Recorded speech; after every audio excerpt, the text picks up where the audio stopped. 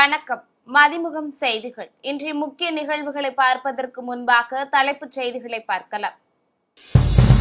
தூத்துக்குடியில் ரூபாய் 1119.67 கோடிகள் மின்சார கார் உற்பத்தி ஆலை தொடங்கி வைத்தார் முதலமைச்சர் மு.க.ஸ்டாலின். சிறப்பு தீவிர திருத்தம் தொடர்பாக விவாதிக்க கோரி எதிர்க்கட்சிகள் அமளி. நாடாளுமன்றத்தின் இரு அவைகளும் முடங்கியது. ஜார்க்கண்ட் மாநிலத்தின் முன்னாள் முதலமைச்சர் சிபு சோரன் மறைவு. பிரதமர் மோடி இரங்கல். வங்க மொழியை வங்கதேச மொழி என்று குறிப்பிட்ட டெல்லி காவல்துறை. முதலமைச்சர் மு.க.ஸ்டாலின் கண்டனம். கேரளாவில் தொடர்ந்து 5 நாட்களுக்கு கனமழை பெய்யும். இந்திய வானிலை மையம் தகவல். தூத்துக்குடியில் வின்பாஸ்ட் மின்சார வாகன உற்பத்தி ஆலையை முதலமைச்சர் மு.க.ஸ்டாலின் தொடங்கி வைத்தார். உலகின் முன்னணி மின்சார வாகன தயாரிப்பு நிறுவனமான வியட்நாம் நாட்டை சேர்ந்த வின்பாஸ்ட் நிறுவனம் தூத்துக்குடியில் 16,000 கோடி ரூபாயில் மின்சார கார் உற்பத்தி தொழிற்சாலையை அமைக்க ஒப்பந்தம் செய்தது. இந்த தொழிற்சாலைக்கு முதலமைச்சர் மு.க.ஸ்டாலின் அடிக்கல் நாட்டினார். முதற்கட்டமாக ரூபாய் 1,119 கோடியே 67 லட்சம் செலவில் 114 ஏக்கர் தொழிற்சாலை அமைக்கப்பட்டுள்ளது. இதில் ஆண்டுக்கு 1.50 லட்சம் வாகனங்களை உற்பத்தி செய்யும் வகையில் 2 பணிமனைகள், 2 குடோன்கள், கார் பரிசோதனை செய்யும் இடம் உள்ளிட்டவை அமைக்கப்பட்டுள்ளன. இந்த தொழிற்சாலை அமைக்கும் பணி நிறைவடைந்த நிலையில் வின்பாஸ்ட் VF6 மற்றும் VF7 ஆகிய வகை கார்கள் விற்பனைக்கு தயார் செய்யப்பட்டு வருகிறது. இதையடுத்து இன்று காலை தூத்துக்குடி சென்ற முதலமைச்சர் ஸ்டாலின் வின்பாஸ்ட் நிறுவனத்தை திறந்து வைத்து கார்களின் முதல் விற்பனையை துவக்கி வைத்தார். மேலும் தூத்துக்குடி வின்பாஸ்ட் மின்சார கார் தொழிற்சாலையில் தயாரிக்கப்பட்ட முதல் காரில் முதலமைச்சர் மு.க.ஸ்டாலின் கையெழுத்திட்டார். இதைத் தொடர்ந்து தூத்துக்குடியில் நடைபெற்ற தொழில் முதலீட்டாளர்கள் மாநாட்டில் முதலமைச்சர் முன்னிலையில் புதிய தொழில் தொடங்க 20க்கும் மேற்பட்ட நிறுவனங்கள் புரிந்துணர்வு ஒப்பந்தங்களில் கையெழுத்தாக்கின. இந்நிகழ்ச்சியில் தொழில்துறை அமைச்சர் TRB ராஜா, கனிமொழி MP, வின்பாஸ்ட் கார் நிறுவன நிர்வாகிகள், அமைச்சர் அனிதா ராதாகிருஷ்ணன் உட்பட பலர் கலந்து கொண்டனர். வாக்காளர் பட்டியல் சிறப்பு தீவிர திருத்தம் தொடர்பாக விவாதிக்க கோரி எதிர்க்கட்சிகள் அமளியில் ஈடுபட்டதால் மக்களவை முடங்கியது. 2 நாட்கள் விடுமுறைக்கு பின் மக்களவை திங்களன்று காலை தொடங்கியது. வழக்கம் போல் கேள்வி நேரம் தொடங்கியதும் அவையை ஒத்திவைத்துவிட்டு வாக்காளர் பட்டியல் சிறப்பு தீவிர திருத்தம் தொடர்பாக விவாதிக்க கோரி எதிர்க்கட்சிகள் முழக்கம் எழுப்பின. ஆனால் இது பற்றி நேரமில்லா நேரத்தில் விவாதத்திற்கு எடுத்துக் கொள்ளப்படும் என்று சபாநாயகர் ஓம் பிர்லா தெரிவித்தார். இதனை ஏற்க மறுத்து எதிர்க்கட்சிகள் அமளியில் ஈடுபட்டன. இதற்கு கண்டனம் தெரிவித்த சபாநாயகர் நாடாளுமன்ற ஜனநாயகத்திற்கு இது நல்லது அல்ல என்று காட்டமாக கூறினார். தொடர்ந்து அமளி நீடித்தால் அவையை பிற்பகல் 2 மணி வரை ஒத்திவைப்பதாக சபாநாயகர் அறிவித்தார். இந்நிலையில் மாநிலங்களவை காலை தொடங்கியதும் அவை உறுப்பினரும் ஜார்க்கண்ட் முன்னாள் முதலமைச்சருமான சிபு சோரனின் மறைவுக்கு இரங்கல் தெரிவிக்கப்பட்டு 1 நிமிடம் மௌன அஞ்சலி செலுத்தப்பட்டது. அதன்பின் அவை நாள் முழுவதும் ஒத்திவைக்கப்பட்டது. மறைந்த முன்னாள் ஜார்க்கண்ட் முதலமைச்சர் சிபு சோரன் மறைவுக்கு பிரதமர் மோடி இரங்கல் தெரிவித்துள்ளார். ஜார்க்கண்ட் முன்னாள் முதலமைச்சர் சிபு சோரன் ஜார்க்கண்ட் முக்தி மோர்ச்சா கட்சி தலைவராக 38 ஆண்டுகள் பதவி வகித்தார். இவர் 2009ஆம் ஆண்டு முதல் 2010ஆம் ஆண்டு வரையிலான காலகட்டத்தில் முதலமைச்சராக பதவி வகித்துள்ளார். மேலும் இவர் மன்மோகன் சிங் அமைச்சரவையில் ஒன்றிய அமைச்சராகவும் சிபு சோரன் பதவி வகித்தார். தற்போது அவரது மகனும் ஜார்க்கண்ட் முக்தி மோர்ச்சா கட்சியின் தலைவருமான ஹேமந்த் சோரன் ஜார்க்கண்ட் முதலமைச்சராக பதவி வகித்து வருகிறார்.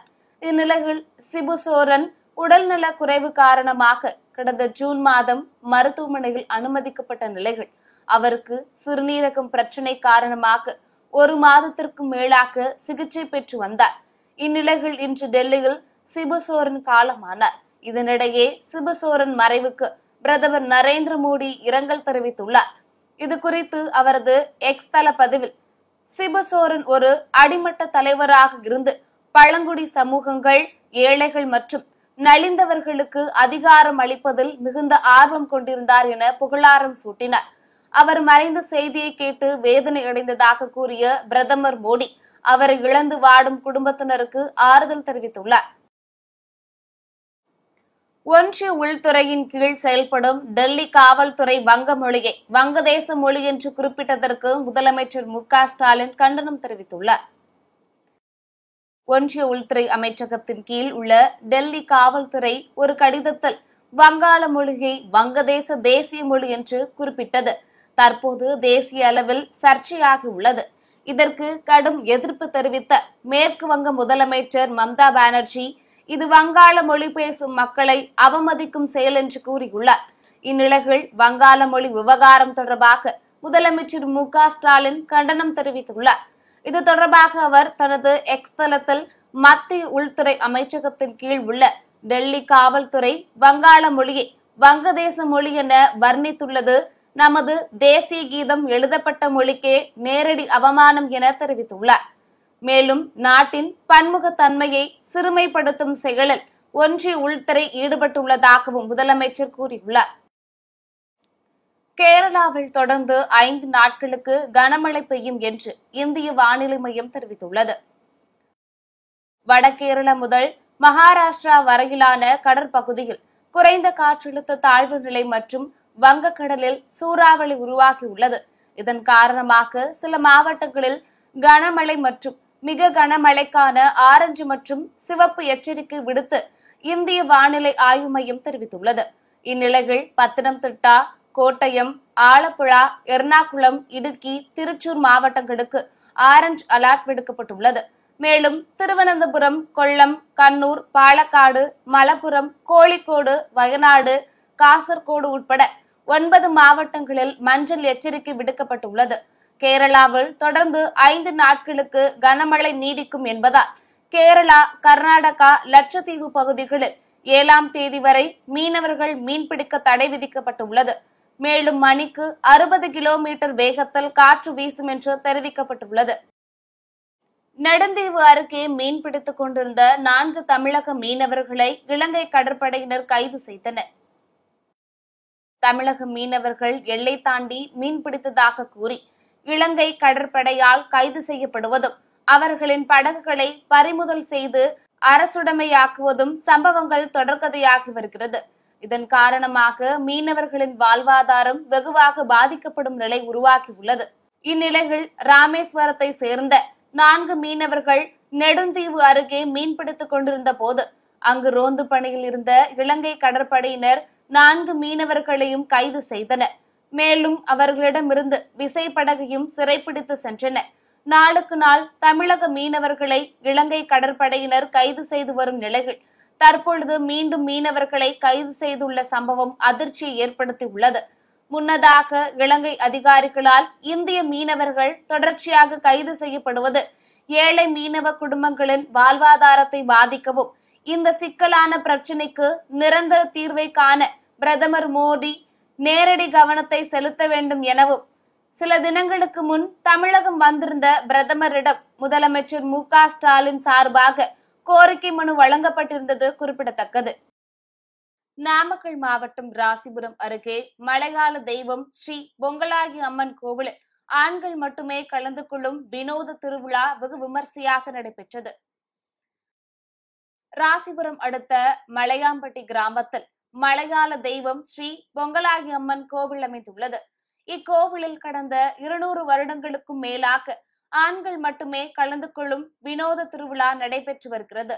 அதன்படி இந்த ஆண்டு திருவிழாவானது பூச்சாட்டுதலுடன் தொடங்கியது. தொடர்ந்து பொங்கலாகி அம்மன் மற்றும் விநாயகருக்கு சிறப்பு அலங்காரம், ஆராதனைகள் நடைபெற்றது. இதனை அடுத்து 232 கிடாய்களை பலியிட்டு வழிபாடு செய்தனர். பின்னர் வெட்டப்பட்ட கிடாவை சமைத்து 500 கிலோ அரிசியை கொண்டு பொங்கல் வைத்து அதிகாலையில் சமப்பந்தி விருந்து நடத்தப்பட்டது. இதில் சேலம், கரூர், திருச்சி, தருமபுரி உள்ளிட்ட சுற்றுவட்டார பகுதிகளில் இருந்து 5000த்திற்கும் மேற்பட்ட ஆண்கள் கலந்து கொண்டனர். தொடர்ந்து சமைக்கப்பட்ட உணவு ஆண்களுக்கு மட்டும் பரிமாறப்பட்டது. இந்த கோயில் பார்த்தீங்கன்னா கிட்டத்தட்ட ஒரு 150 ஆண்டுகளாக செஞ்சுட்டு வராங்க. எங்களுக்கு விவரம் தெரியாததுக்கு முன்னாடி இருந்து இந்த கோயில் பண்டிகையை சிறப்பாக செஞ்சுட்டு இருக்கோம். இந்த கோயிலுக்கு பார்த்தீங்கன்னா ஆண்கள் மட்டும்தான் கலந்துக்கணும், பெண்கள் யாரும் வரமாட்டாங்க. இந்த கோயில் வந்து இரவு 12 மணிக்கு பூஜை நடக்கும். கறி விருந்து போடுவோம். இந்த கறி விருந்து வந்து வேண்டுதல் வச்சவங்க கெடா கொண்டு வந்து கொடுத்துருவாங்க. ஆனால் அந்த கெடாயை வந்து சமபந்தி போட்டு தான் சாப்பிடுவோம். கெடாயை நான் கொடுத்தேன் எனக்கு தனியாக போடு அப்படிங்கிற மாதிரி எந்த ஒரு வேற்றுமையும் கிடையாது. எல்லாம் சமபந்தி போட்டு தான் சாப்பிடுவோம். இதுதான் இந்த கோயிலினுடைய சிறப்பு. ஓபிஎஸ் மீண்டும் பாஜகவில் இணைவது குறித்து காலம்தான் முடிவு சொல்லும் என பாஜக மேலிட பொறுப்பாளர் சுதாகர் ரெட்டி தெரிவித்துள்ளார். தென் மாவட்டங்களில் நடைபெறும் கட்சி நிகழ்வில் பங்கேற்பதற்காக பாஜக மேலிட பொறுப்பாளர் சுதாகர் ரெட்டி ஹைதராபாத்திலிருந்து விமானம் மூலம் மதுரை வந்தடைந்தார். தொடர்ந்து செய்தியாளர்களை சந்தித்த அவர் தேசிய ஜனநாயக கூட்டணிக்கு வர விரும்புபவர்களை வரவேற்கிறோம் என கூறினார். அமித்ஷா அறிவித்துள்ளதன் அடிப்படைகள் தமிழகத்தில் தேசிய ஜனநாயக கூட்டணி அதிமுக தலைமையில் அமையும் என கூறிய அவர் தற்போது மக்கள் மனநிலை அதிமுக ஆட்சிக்கு வர வேண்டும் என்பதுதான் என தெரிவித்தார். Party is conducting a second conference in Madurai. Is directly hitting you against BJP. How you see this? Naturally, everybody is having their own right to take their own path. The people, ultimately, people are the better judges. In people's court, they will decide who has to be selected, who has to be voted. Ultimately, our will and wish, or not only wish, with our information, the mood of Tamil Nadu is going to sweep our NDA alliance under the leadership of our Palaniswamiji ADMK. Tiruvallur மாவட்டம் திருத்தணி அருகே சாலையோர மரத்தின் மீது car மோதி விபத்தில் பெண் உட்பட 3 பேர் உயிரிழந்தனர். ஒசூர் பகுதியை சேர்ந்த 4 பேர் திருத்தணி அடுத்த நல்லாட்டூர் கிராமத்தில் உள்ள உறவினர்கள் வீட்டிற்கு சென்றுவிட்டு மீண்டும் ஒசூர் நோக்கி காரில் சென்று கொண்டிருந்தனர். அப்போது ஆர்கேபேட்டை திருத்தணி சோளிங்கர் மாநில நெடுஞ்சாலையில் சென்று கொண்டிருந்த போது சாலை ஓரமாக இருந்த மரத்தின் மீது மோதி விபத்துக்குள்ளானது. இந்த விபத்தில் காரில் பயணம் செய்த 4 பேரில் 2 பேர் சம்பவ இடத்திலேயே உயிரிழந்துள்ளனர். இதில் படுகாயமடைந்த 2 பேர் மருத்துவமனையில் அனுமதிக்கப்பட்ட நிலையில் பெண் ஒருவர் சிகிச்சை பலனின்றி உயிரிழந்துள்ளார். இச்சம்பவம் தொடர்பாக ஆர்கேபேட்டை போலீசார் வழக்கு பதிவு செய்து விசாரணை மேற்கொண்டு வருகின்றனர். சென்னையில் பல்வேறு இடங்களில் தடை செய்யப்பட்ட 25 கிலோ கஞ்சா மற்றும் 155 கிலோ குட்கா பொருட்களை தாம்பரம் மாநகர காவல்துறையினர் பறிமுதல் செய்தனர். குன்றத்தூரில் உள்ள நத்தம் முருகன் கோவில் பேருந்து நிலையம் அருகே தாம்பரம் மதுவிலக்கு அமலாக்க பிரிவு போலீசார் கண்காணிப்பு பணியில் ஈடுபட்டிருந்தனர். அப்போது சந்தேகத்திற்கிடமான வகையில் நின்றிருந்த ஒடிசா மாநிலத்தை சேர்ந்த சுசாந்த மண்டல் என்பவரிடம் விசாரணை மேற்கொண்டனர். அப்போது ஒடிசாவிலிருந்து கஞ்சாவை கடத்தி வந்து பல்லாவரம், குன்றத்தூர், பள்ளிக்கரணை உள்ளிட்ட புறநகர் பகுதிகளில் விற்பனை செய்து வந்தது தெரியவந்தது. இதனையடுத்து அவரது வீட்டில் பதுக்கி வைத்திருந்த 25 கிலோ கஞ்சா மற்றும் செல்போன் ஆகியவற்றை பறிமுதல் செய்தனர். இதேபோல் மேடவாக்கம் காவல்துறையினர் நன்மங்கலம், அஸ்தனாபுரம் சாலை பகுதியில் சோதனையில் ஈடுபட்டிருந்தனர். அப்போது வெள்ளை நிற பிளாஸ்டிக் பைகளுடன் நின்றிருந்த பழனிவேல் ராஜ், ரவிக்குமார் ஆகியோரை சோதனை நடத்தியதில் அவர்களிடம் 155 கிலோ புகையிலை பொருட்கள் இருப்பது தெரியவந்தது. இதனை அடுத்து அவற்றை பறிமுதல் செய்து போலீசார் 3 பேரையும் கைது செய்து சிறையில் அடைத்தனர். சென்னை அடுத்த ஒட்டியப்பாக்கம் பகுதியில் உள்ள ஸ்ரீ முத்துமாரியம்மன் கோயிலில் கூழூற்றும் திருவிழா மற்றும் ஸ்ரீ தண்டு துளுக்கானத்தம்மன் கோயிலில் 9ஆம் ஆண்டு தீமிதி திருவிழா வெகு விமர்சையாக நடைபெற்றது. சென்னையை அடுத்த ஒட்டியம்பாக்கம் பகுதியில் ஸ்ரீ முத்துமாரியம்மன் கோயில் மற்றும் ஸ்ரீ தண்டு துளுக்கானத்தம்மன் கோயில் அமைந்துள்ளது. இங்கு கடந்த 31ஆம் தேதி காப்பு கட்டுதலுடன் கூழ் ஊற்றும் திருவிழா தொடங்கியது. தொடர்ந்து அம்மன் கரகம் வீதி உலா நடைபெற்றது. இதனை அடுத்து திருவிழாவின் முக்கிய நாளை ஒட்டி கூழ் ஊற்றப்பட்டது. இறுதி நிகழ்வாக ஸ்ரீ தண்டு துளுக்கானத்தம்மன் கோயிலில் தீமிதி திருவிழா நடைபெற்றது.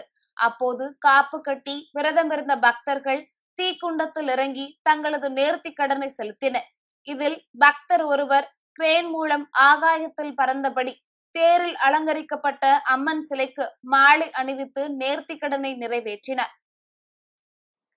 ராணிப்பேட்டை மாவட்டத்தில் தொடர்ந்து போதைப் பொருட்கள் விற்பனையில் ஈடுபட்டு வந்த 2 பேர் குண்டர் சட்டத்தில் கைது செய்யப்பட்டனர். ராணிப்பேட்டையில் கஞ்சா உள்ளிட்ட போதைப் பொருட்கள் விற்பனையை தடுக்கும் வகையில் காவல்துறையினர் தீவிர தடுப்பு நடவடிக்கைகளில் ஈடுபட்டனர். அப்போது காரை பகுதியைச் சேர்ந்த சுதர்ஷன் மற்றும் இளங்கோவன் ஆகியோர் கஞ்சா உள்ளிட்ட போதைப் பொருட்களை விற்பனை செய்ததாக கைது செய்யப்பட்டனர். இதையடுத்து இருவரும் போதைப் பொருட்கள் விற்பனை செய்யாத வகையில் கடும் நடவடிக்கை எடுக்க மாவட்ட காவல் கண்காணிப்பாளர் ஐமன் ஜமால் பரிந்துரைத்தார். அதன்படி மாவட்ட ஆட்சியர் சந்திரகலா உத்தரவின் பேரில் இருவரையும் ஓராண்டு குண்டர் தடுப்பு சட்டத்தின் கீழ் கைது செய்து வேலூர் மத்திய சிறையில் அடைத்தனர். வேலூர் மாவட்டம் குடியாத்தத்தில் ஒரே நேரத்தில் காளியம்மன் கோவில் தேர் திருவிழா மற்றும் படவேட்டு எல்லையம்மன் தேர் திருவிழா வெகு சிறப்பாக நடைபெற்றது. குடியாத்தம் அடுத்த காளியம்மன் பட்டியில் அமைந்துள்ள பழமை வாய்ந்த ஸ்ரீ காளியம்மன் ஆலயத்தில் ஆடி மாதத்தை முன்னிட்டு திருத்தேர் திருவிழா சிறப்பாக நடைபெற்றது. முன்னதாக அலங்கரிக்கப்பட்ட தேரில் காளியம்மன் சிறப்பு அலங்காரத்தில் எழுந்தருளி பக்தர்களுக்கு அருள்பாலித்தார். தொடர்ந்து 4 மாட வீதிகளில் தேரை வடம் பிடித்து இழுத்து பக்தர்கள் வழிபாடு நடத்தினர். இதேபோல் குடியாத்தம் புதுப்பேட்டை பகுதியில் உள்ள படவேட்டு எல்லையம்மன் ஆலயத்தில் திருத்தேர் திருவிழா சிறப்பாக நடைபெற்றது. அப்போது வழி நெடுகிலும் அம்மனுக்கு ஆரத்தி எடுத்து பக்தர்கள் வழிபாடு நடத்தினர். மேலும் உப்பு மிளகு உள்ளிட்டவற்றை தேர் மீது தூவி தங்கள் நேர்த்திக் கடனை செலுத்தினர். சென்னையில் இன்று ஆபரண தங்கம் விலை சவரனுக்கு 40 ரூபாய் உயர்ந்து 74,360 ரூபாய்க்கு விற்பனை செய்யப்படுகிறது. தங்கம் விலை கடந்த சில நாட்களாக ஏற்ற இறக்கத்துடன் விற்பனையாகி வருகிறது. இந்நிலையில் இன்று சவரனுக்கு 40 ரூபாய் அதிகரித்துள்ளது. அதன்படி சென்னையில் இன்று 22 கேரட் ஆபரண தங்கத்தின் விலை கிராமுக்கு 5 ரூபாய் உயர்ந்து 9,295 ரூபாய்க்கு விற்பனையாகிறது. மேலும் ஆபரண தங்கம் சவரனுக்கு 40 ரூபாய் உயர்ந்து 74,360 ரூபாய்க்கு விற்பனை செய்யப்படுகிறது. வெள்ளியின் விலையில் எவ்வித மாற்றமும் இன்றி 1 கிராம் வெள்ளி 123 ரூபாய்க்கும் 1 கிலோ வெள்ளி 1,23,000 ரூபாய்க்கும் விற்பனையாகிறது. ஏமன் கடற்பகுதிகள் அகதிகள் சென்ற படகு கவிழ்ந்த விபத்தில் 68 பேர் உயிரிழந்தனர். பொருளாதாரம் மற்றும் வாழ்வாதாரத்தை தேடி ஆப்பிரிக்கா, எகிப்து, பாகிஸ்தான், ஆப்கானிஸ்தான் உள்ளிட்ட பல்வேறு நாடுகளை சேர்ந்த ஆயிரக்கணக்கானோர் அகதிகளாக கடல் வழியாக சட்டவிரோதமாக ஐரோப்பிய நாடுகளுக்குள் நுழையும் ஆபத்தான பயணம் மேற்கொள்கின்றனர். இந்த பயணத்தின் போது விபத்துகள் ஏற்பட்டு உயிரிழப்பு சம்பவங்களும் அரங்கேறி வருகிறது. இந்நிலையில் ஆப்பிரிக்காவின் எத்தியோப்பியாவில் இருந்து 154 பேர் மத்திய தரைக்கடல் வழியாக ஐரோப்பிய நாடுகளுக்குள் அகதிகளாக நுழையும் ஆபத்தான பயணத்தை மேற்கொண்டனர். அப்போது ஏமன் கடற்பகுதியில் சென்று கொண்டிருந்த போது அகதிகளின் படகு கடலில் கவிழ்ந்து விபத்துக்குள்ளானது. இந்த விபத்து குறித்து தகவலறிந்த ஏமன் கடற்படையினர் விரைந்து சென்று மீட்பு பணியில் ஈடுபட்டனர். இதில் 12 அகதிகள் உயிருடன் மீட்கப்பட்டனர். இருப்பினும் இந்த விபத்தில் 68 அகதிகள் உயிரிழந்தனர். மேலும் 74 பேர் கடலில் மாயமான நிலையில் அவர்களை தேடும்படி தீவிரமாக நடைபெற்று வருகிறது. மீண்டும் தலைப்புச் செய்திகள். தூத்துக்குடியில் ரூபாய் 1,119.67 கோடிகள் மின்சார கார் உற்பத்தி ஆலை தொடங்கி வைத்தார் முதலமைச்சர் மு.க. ஸ்டாலின். சிறப்பு தீவிர திருத்தம் தொடர்பாக விவாதிக்க கோரி எதிர்க்கட்சிகள் அமளி. நாடாளுமன்றத்தின் 2 அவைகளும் முடங்கியது. ஜார்க்கண்ட் மாநிலத்தின் முன்னாள் முதலமைச்சர் சிபு சோரன் மறைவு. பிரதமர் மோடி இரங்கல். வங்க மொழியை வங்கதேச மொழி என்று குறிப்பிட்ட டெல்லி காவல்துறை. முதலமைச்சர் மு.க. ஸ்டாலின் கண்டனம். கேரளாவில் தொடர்ந்து 5 நாட்களுக்கு கனமழை பெய்யும். இந்திய வானிலை மையம் தகவல். இத்துடன் செய்திகள் நிறைவடைந்தன. மீண்டும் செய்திகள் இரவு 8 மணிக்கு. மேலும் செய்திகளை தெரிந்து கொள்ள மதிமுகம் பிரைம் யூடியூப் தளத்தில் இணைந்திருங்கள்.